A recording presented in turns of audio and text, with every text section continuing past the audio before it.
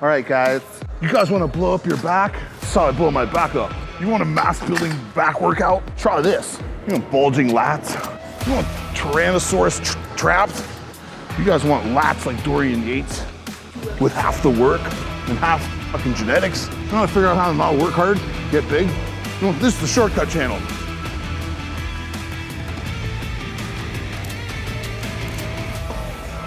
A lot of people write me more often than I'd like about training upper chest. As they notice I don't do a lot of incline, I don't do a lot of just like specific stuff where I'm like telling people like, oh look at my spider bite, by the way. I'm gonna turn radioactive soon and turn into a superhero. I woke up with that today. I'm gonna fucking turn into Spider-Man in the next 3 hours. It'd be amazing. But yeah, anyway, fucking upper chest stuff. There's a lot of my pressing and a lot of my chest movements are just it's getting all chest, let's just say, for lack of a better term. But if you want to target upper pec, a lot of the reason why guys and girls have issues with targeting upper pec, especially bodybuilders, is the fact that their shoulder development is so crazy, like we've talked about before. They have a hard time pressing properly. So say we're fast forwarding to someone who has this massive shoulder development. We've gotten to the point where they can be here on presses. So they can get like full retraction in shoulders, full sternum lift, and they can drive through pressing properly, right? Now that we understand, like I've talked about this before, now that we understand the full range of something, I can now start playing with shorter ranges or ranges within that range. So now I've become, let's just say I've become efficient in movement. So now I understand the end ranges. So now like I can work from like bottom range out. I can come to top range and I can work top range back. I can work in this middle range where I'm just maybe pumping, never really locking out, never really getting full depth. Because I understand the transfer of weight in my presses, that it's this all the time. It's my body going back when I press. It's no longer me like muscling with shoulders. If we don't understand that, there's no point in doing this half rep stuff or this like limited range stuff, because you guys you're still doing the shit wrong. So your pressing technique as a foundation is off. So playing with ranges after that is like, because you see a lot of guys, they'll do bench and they don't come down to full depth and then they squeeze out, and you can tell they're still they're moving from hand, which is good, but it's still this thing where it's like from the side, I miss chest all the time. So it's not this like rock where I'm rocking up through and I'm still keeping sternum up and shoving through hand. So if we understand that, say we're good at that by now. So we're just someone who's developed good technique pressing. Now you want to hit upper. You can do this seated too. A lot of guys put a bench here, they pull the cables open wide and they press to the middle off the cable because they're more sturdy. So they're more solid in their base because they have a fucking bench to lean on, which is intelligent. There's nothing wrong with it. But it's also going to limit your range of like fallback. Because if you have that bench there, the incline bench, I can't retract my shoulders as much on that as I can with no bench. So I might be here on the incline bench and then be like pushing out. So I can only get so much depth in my shoulder drop. So whereas here I can be in tighter and I can start this even further out. So I can start this where I feel my pec engage when my hand pushes out. So right now I feel my pec, I don't feel my shoulder because my shoulders are tucked and lats are here. So I can just push in and I can fall back to there, push. So we're controlling to a spot and then I'm rocking.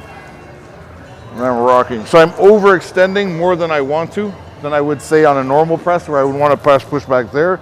I'm purposely overextending to get more hand drive and chest lift out. So I'm trying to lift that upper pec up and I'm trying to press out through upper pec, right? So I'm limiting the range, but I'm keeping the same principles of moving back and forth when I press. And then over here, I just combine these two because I'm a fucking lazy fuck and I'm set in my ways and I just do what I want to do and I have no interest in trying other things. Unless I really see them like, I really see a crazy line on them and like, I'm like, oh, that's pretty cool. So if I'm here, it's the same thing here. If we've taught people and we've understand this depth and rocking out, we understand like full expansion of rib cage, full retraction of shoulder. We've already done that, so we get it. So now if this person's trying to hit upper pec more and not get so much lower and outer, I'm just gonna keep that same mentality of up here, but it's gonna be, forearm's gonna stay strong, chest is gonna stay strong, chest is gonna stay up, shoulders stay back, and it's just this hand rocking back and then squeezing through. So I'm literally pressing this with my hand. I'm not trying to get any of this happening anymore. I'm just trying to flex through, but my weight's still moving back in the bench. So I'm feeling that pec pull apart, squeeze. Your depth might be around here, squeeze here. So I'm keeping that rib cage up, and I'm squeezing out, extending longer than I should, because my weight's pushing back that my extension can happen longer. And I'm not getting so much depth back, so I can really rock back through that press. And I can extend up high. Your elbow will be up a little higher on this, just to get that, I don't want that the shoulder to sink. I want this to feel more like I'm opening and then I'm pushing to a midpoint. I can't push to a midpoint on this. It doesn't converge. But in my mind, I'm trying to think that I'm squeezing it, right? Are converging presses better then? Like the machine, if you're not? Yeah, but the thing is, you want to be able to, in the converging press, you might get a little lazy, in the sense that you're gonna just like get in this position and push through, whereas here I'm having to learn, I can apply this type of press to even a barbell, to like a Smith machine, to any press, because if I understand how to do it on a fixed press, like on a fixed barbell, I understand how to press like this through my chest, because my hands aren't moving, I'm just pushing my chest in, right? If I understand that, then I can apply it to anything, right? Plus this allows me to stay open more. So I wanna have this feeling of like being open all the time. I don't want to be open and then immediately the machine wants me to go to here. We'll do something like that on the other side, but I don't want this to be quick emotion, because I'm gonna end up getting under my pec too much and lifting up through. I want to feel this coming over the top more. So I'm almost rotating shoulder a little bit down and in, or sorry, a little bit over and in. So I'm just trying to, that's how I feel it. For other people it might be different, right? We said in other videos, you can start off with like a basic cable fly, just to open up the pec, feel the shoulders rocking back and forth. All this is my shoulders rolling forward and rolling back when you think about it. I'm just keeping chest integrity through the press, right? So once I understand that, then I can start here and I can, again, find that spot, or I can start deep if I want and just rock to a spot. You're gonna have to control that negative like crazy. So it looks like it's five whatever pounds on this, 50 pounds. So I'm having to squeeze here, and then I'm understanding that I have to let that shoulder, once I get here, I have to let that shoulder go back first before I let that hand drop. Because if I just drop my hand, it's gonna be, you know what I mean? So I gotta catch and I have to throw. So I have to let shoulders rock and set into their spot, and then rock through. Rock through. Same thing here, we can start this thing locked out. This is way too heavy for this demonstration, but I'll just have to fucking suffer through it.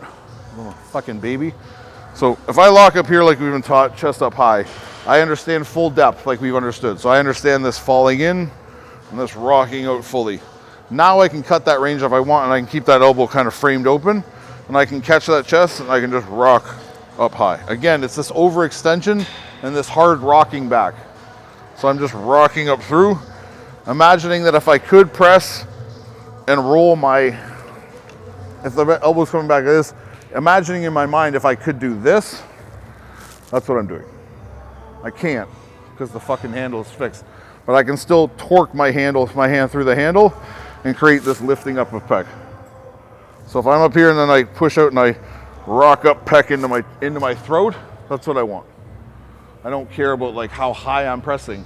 I want to feel that lift, and almost like my front delt and my bicep scooping up my upper chest, but never crossing the line of it. So they're scooping it up here, but they're not passing it. So that's not happening. It's just rolling up through, lift, lift, lift, lift, lift. As soon as we're gonna get too much extension, we fall back down, right? So it's understanding how your body moves, being able to lift your rib cage up through a press. Fuck. Ooh. If it helps you to be more relaxed on your negative, then rock up through. Just cut the distance and push that palm over and in. So I'm lifting my chest, my chin up to, or sorry, my chest up to my chin. I'm not doing this or rocking my whole body. I'm rocking up, so I'm trying to literally choke myself with my own chest. So when I press at you, it's like me doing this. I'm trying to give myself a double chin and tuck in here, right? Thank God I have a double chin standing here, so this is light as shit. Also to prove that it doesn't need to be heavy necessarily for your fucking get some stimulation, because this press angle is awful if you're gonna come out of the bottom. So I'm just gonna put that out there. Hammer Strength, I think, is aware of that because they've built fucking better shit since then. For some reason, we picked up this fossil and thought it was a good idea. It is a good idea, I'm just playing with you.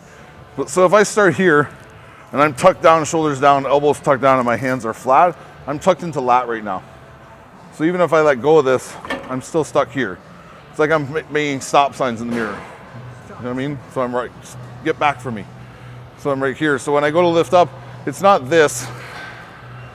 It's a gradual lifting of ribs and pushing out hands. See, the first thing that moves is my sternum going up, and then my hands pressing through. So I let that hand fall back on the same angle it went in, just to where it catches on lat and sticks on the body. So there's no pull in my shoulder. My shoulder's tucked down the whole time, and I'm pushing up through. So it's almost like I'm scooping and then flexing up through. Same thing with my chest going up into my throat. I'm trying to kill this distance. So I'm trying to fill that distance with chest. Fill this area, right? Another press like this. This thing says it's a vertical press. There's a lot of people who disagree, including myself. It's I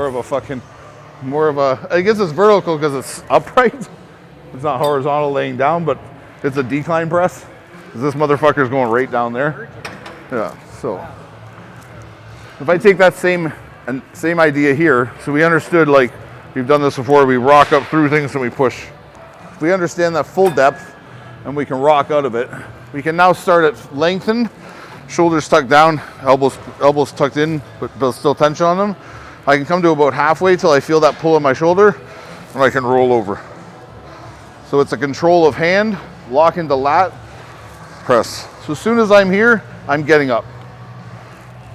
And I'm rolling up through. So again, it's my hands doing this, but not being able to.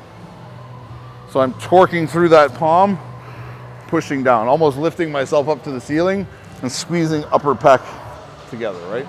So I'm pinching my front delts together. They're rolling in and pushing my chest up, but I'm not pushing with my front delt. It's not a front delt movement, right? You're gonna catch it. There's really no way to fucking differentiate the two. They have to fucking work together. They fucking, you know what I mean? But we're just trying not to overstress that area. We're trying to rise up through shit and hold here. So again, it's control here, lock, almost think triceps locked into lat, and we're gonna flare a bit so hands open on the path they're on. Pause where you feel that pain or that stretch in your shoulder, and relax.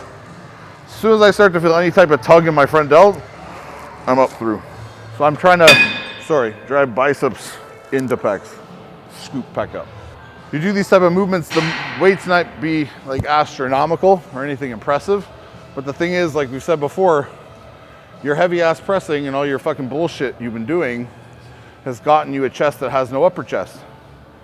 So let's be fucking more intelligent about how we're training, and let's do some stuff to isolate or really target the area that sucks. It seems like fucking common sense, but apparently it's fucking foreign as shit to people, right? Like, you can do all the other shit, guys, like guys and girls. You want to go press your 150s and your fucking inclining fucking 4 plates, do the shit at the end. Or even do it at the start where you're a little more pliable and a little more mobile and get those areas to kind of fire up and ignite. So maybe when you go on to do this other stuff, those areas might work a little better because they've understood like how to fire. They're already a little turned on, and you're able to recruit a little more, and your understanding of movement is a little better, right? People want answers, but they don't want to do the work. It's fucking amazing. You put that on a fucking poster. We'll do a mean tweet compilation. That's obviously not tweets, right? We'll compile all the best comments, like all the meanest comments, and I'll read them all and I'll react to them. But be careful, because if you got a picture there in a profile, we're gonna deep dive on you and rip you apart.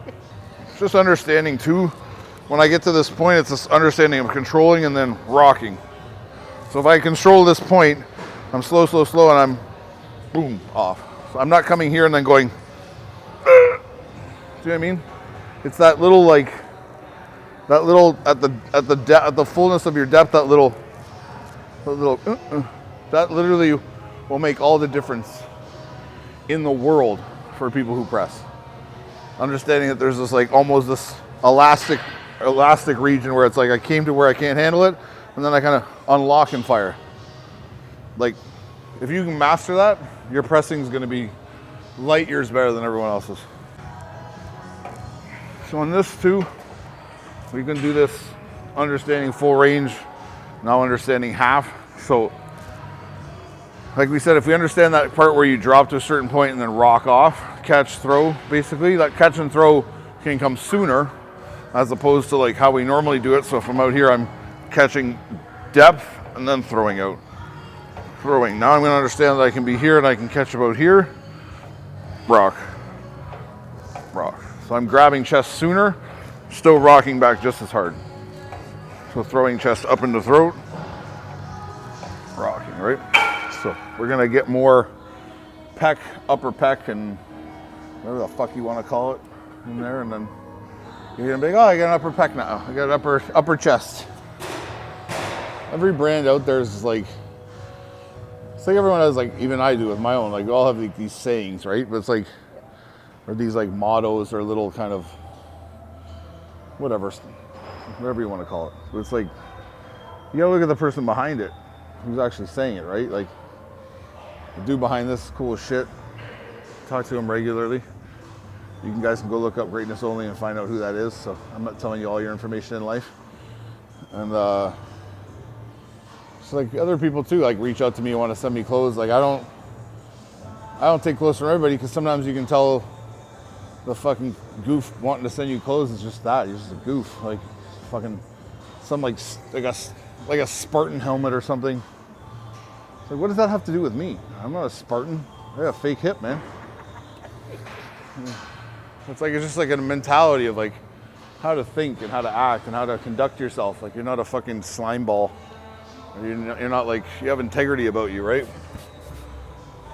So I'll fuck with anyone who wants to send me some stuff. If I like their stuff, I'll support them. You don't owe me a dime. I'm not gonna whore you out either, nor do I want a code. That's how it should be, man. If you fuck with people, they support you, you support them. If I sent those people, that same people, my clothing, they'd wear it as well, right? That's what this like industry is lacking.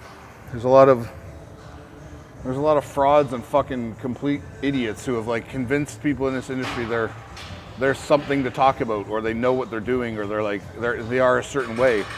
But in reality, they're not. They're very transparent. If you spent any more than 10 minutes around them, you'd see through them instantly. It's just like sad people, right? Just trying to take advantage of a trend or like a culture they want desperately be a part of, but they're not a part of. You know what I mean? But they know how to like play the game and pull the strings and seem like, oh, I got my finger on the pulse of what this is, right? But you're a clown, and everyone knows it. Anyone who's real who gets around you can smell it like a fucking fart in the air. It's just like reeks. So, just to prove